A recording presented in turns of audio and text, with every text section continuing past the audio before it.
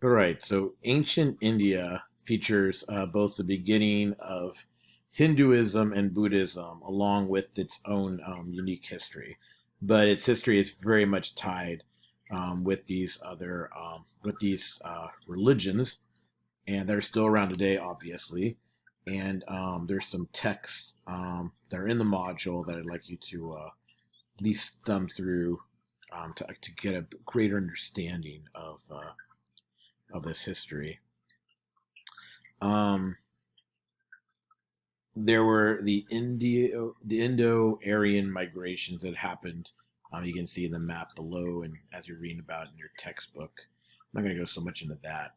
Um, Eventually, you get the time period known as the Vedic period, which goes for about 1,000 years. And in this, you see a development of a ritualistic Hinduism during the Vedas.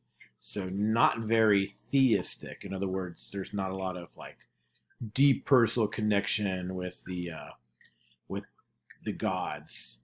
And yet you be slowly begin to see more of the narrative coming in as you get closer to the Upanishads, um, which mean the end of the Vedas, and this is where you get more of the philosophical Hinduism. Now, Hinduism, at the heart of it, there isn't really a theism. In fact, I mean there are gods, which we'll continue to look at. But what's really being espoused is this perspective about the universe. That the universe is actually this world soul called the Brahman with an A, and that each of us are Atmans who are connected or part of the Brahman. Our individualism is actually an illusion, and it's illusion. You can really understand the aspect of illusion because in Hinduism they believe in this cosmic cycle of being born, dying, and then being reincarnated, being reborn again. And so part of Hinduism, the religion, is to kind of escape that cycle and achieve union once more with the Brahman.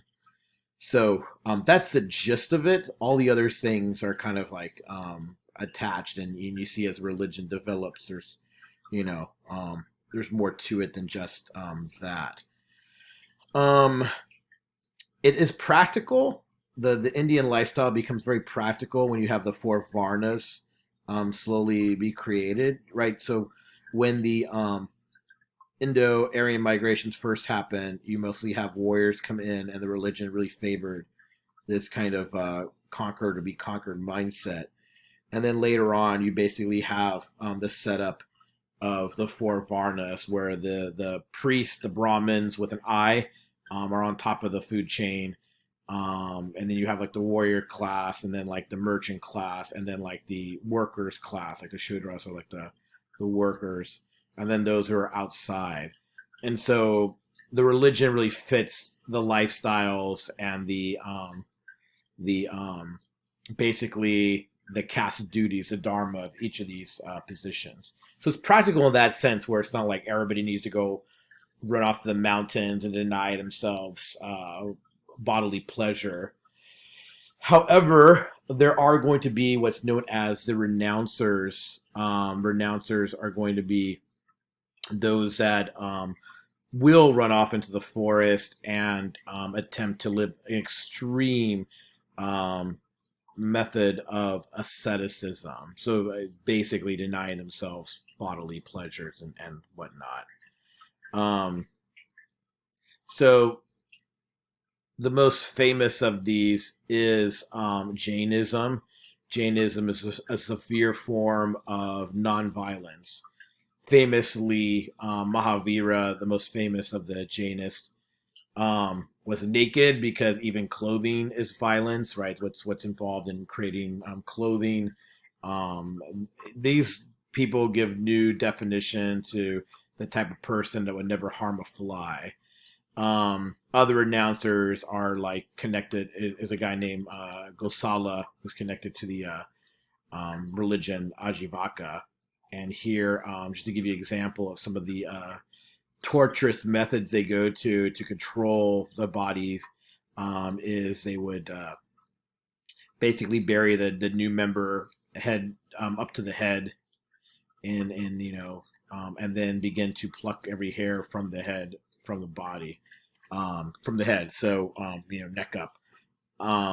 And so you can imagine just how absolutely painful that is, and that just shows you the level of torturous asceticism these people did in order to achieve some type of enlightenment. So it's out of this world of renouncers that you get the Buddha, and the Buddha is a guy named Siddhartha Gautama. The Buddha is not divine, and depending on the type of Buddhism, whether it's going to be Theravada or Mahayana, that will determine how severe and a Buddhism you follow, or what you think of the those that have achieved enlightenment.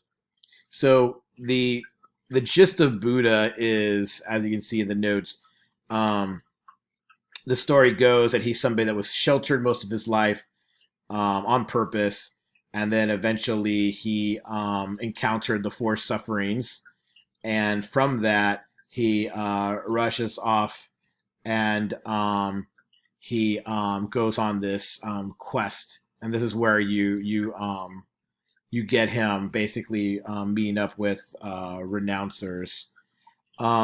Finally, he realizes like this is destroying his body, and he ditches the renouncers and does his own meditative practice. And it's there, and it's kind of much more a sense of openness and focus on love in the Buddhist meditation practice, that he achieves nirvana. So he's the enlightened one. Four basic principles of Buddhism are that all life is suffering. Suffering is due to captivity of selfish desire. And up to this point, these first two, this is something the renouncers believed and the Hindus believed as well. This is where three is where it shifts. Desire can be overcome by doing the Eightfold Path, and the Eightfold Path is a fourth truth. So the fact that you can't overcome this was the key break between the Buddhist and the other belief systems, and you just basically follow trying to do right knowledge, right speech, etc. Within the Buddhist structure. So that's Buddhism, and you can see it's not that far off, except it doesn't really put so much of a price on the kind of stranglehold that either the great ascetic leader or the Brahmins had over the religion. This is something that men and women, rich and poor, can do. So that's the appeal that Buddhism has. All right. So just going over the general history of the rise and fall of dynasties, the most important one is the Mauryan dynasty, and that one begins with Chandragupta Maurya. He conquers the Nanda Empire. This is territory that was connected to the Greeks. Remember when Alexander the Great had moved his armies across the east. So Chandragupta was able to begin to take control over the Indian subcontinent. And it had one of the biggest forces in the world at the time. Now, what's important about all this is one of the rulers, it's his great-grandson, Ashoka. So Ashoka comes to power through defeating his siblings, and while he's in power, he eventually converts to Buddhism. So he's the one who makes Buddhism a big deal in India. So he's got imperial force behind Buddhism. And one of the texts I have you read this semester is one of is Ashoka's edicts, where he's basically opening up, and you don't really ever see this in a political ruler, especially ancient, but frankly ever.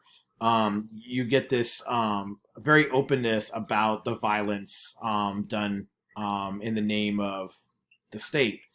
And so he openly says, like, look, I can't end nonviolence, because that would be violence itself, trying to force its end. But he decrees, like, you know what? What we did to the Kalingas when they conquered them, for example, was violent and it was wrong, and that we need to learn to live in more harmony. So it's an astounding text, and he's probably considered one of India's greatest rulers ever. Not much else to say. We do know that during the Kushan kingdom that follows, that you get the beginnings of the statues of Buddha, the images of Buddha, which shows that kind of Greek Hellenism that Alexander brought to the region, starting to move over into Indian life. And then the Gupta dynasty is important for being kind of a Renaissance period. Um, so that is Indian dynasties. I'll talk more about the spread of Buddhism in China later, but let me just address the two schools. The two schools or paths of Buddhism are Theravada Buddhism and Mahayana.